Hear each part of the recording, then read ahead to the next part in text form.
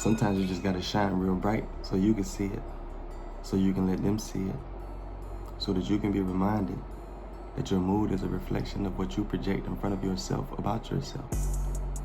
Your mood is not selected by circumstances. Your mood is not selected by other people's ability to partner with the way you think things should be. Your mood is extended only by the feelings that you continue to harbor and give attention to. No one can affect your mood. No one can make you mad. No one can make you sad. No one depressed you but you. You. Not what they did. Your definition of what they did and your definition of what they did means for you. Life is not a maze pre-constructed to challenge your ability to problem solve. Life has a definition, but just like any and everything else under your control, life is what you make it. For the preservation of my container, for the fulfillment of my purpose, I eat a cleaner diet than most. I don't even like the word diet because it's not truthfully applied to what I eat, because at the center of what most people shove in their mouths is exactly what causes the body to die. So for them to say that they are on a diet is accurate. Unnatural ingredients in an all-natural container leads to disease. Duh. So what is life?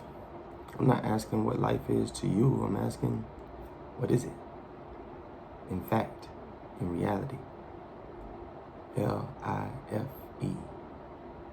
What is it? Is it the series of events that take place inside of your container? Outside of your container? Because of your container? Is it your body? Is it your thoughts? Is it a combination of both?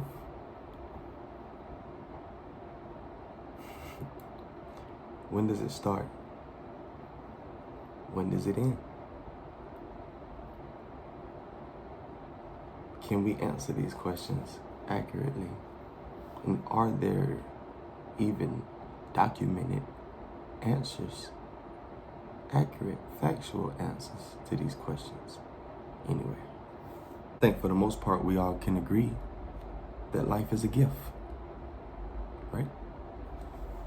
From who? From where?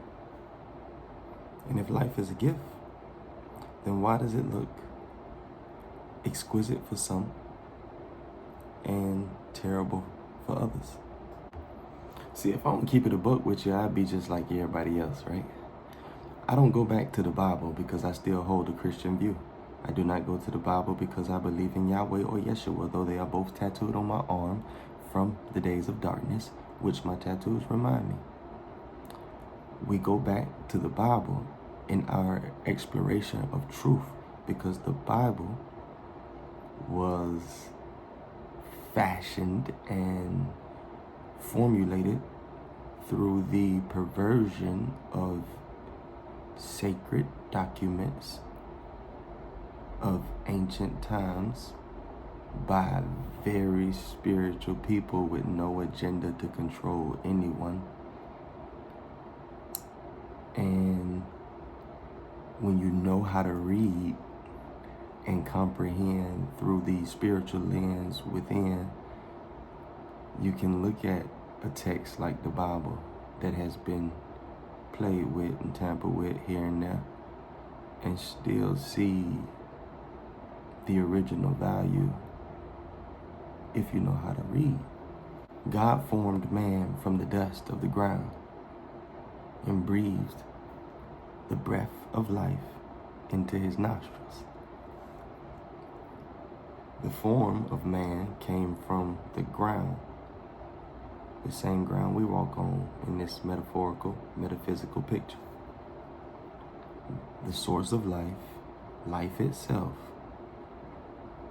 fashioned and formed man from the dust, from the ground and breathed himself into what was created. And what was created became a living being. So when I see your body or you see my body, if it was not for the creator and sustainer of all life and living things having breathed life into our body, there would be no life, right? So you wouldn't be talking, breathing, walking, and enjoying yourself, right?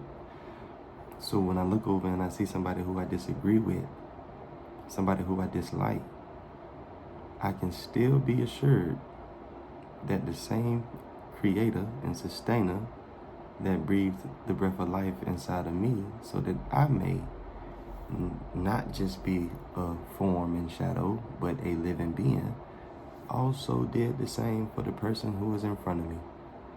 Now think about that when we take violent measures against people that we oppose.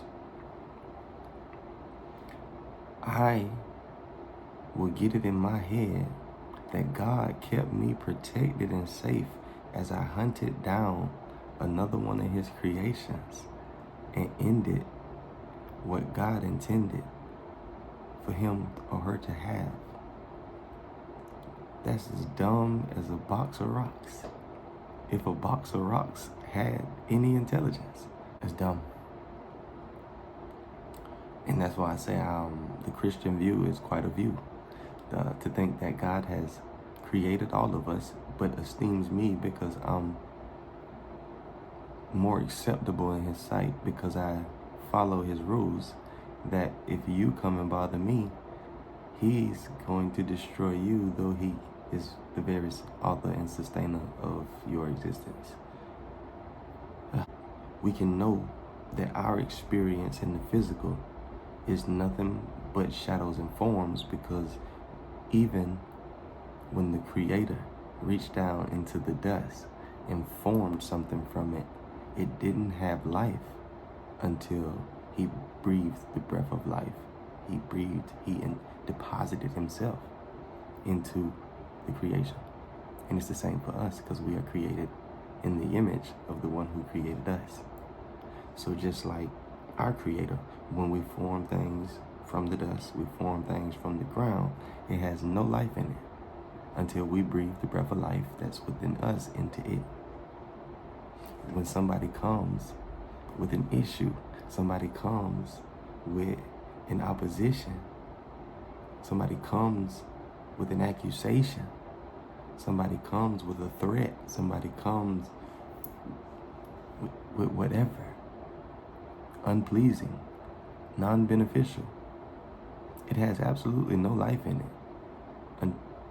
until you breathe the breath of life into it and make it a living being. You have no idea the power of your attention. You have no idea the power of the mind that operates inside of you. I didn't say your mind because it's not your mind. You don't have an individual exclusive mind. You think you do, but you don't. The mind of Christ. I am. The mind of the Creator was deposited inside of you of no choice of your own, no selection. You didn't do anything to deserve it. It was given to you. It was a gift. Life. And that gift was deposited inside of you for you to freely extend as you choose. Now, the beautiful, ugly part of that is you can take inventory of your life right now. T-chart it. Put on one side, and don't really do it, I'm being sarcastic. Put on one side all the things about your life that you enjoy and that you are satisfied with. And on the other side, list all the things that you love to change and you must change before you can be happy. And that list, it will extend further than the first one.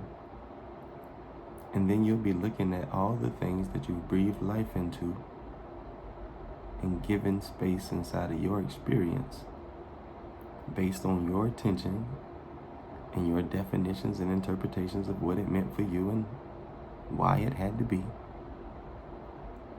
you'll be looking at all the things that you have created for yourself that you now obsess over destroying so that you can be happy. But you put them there.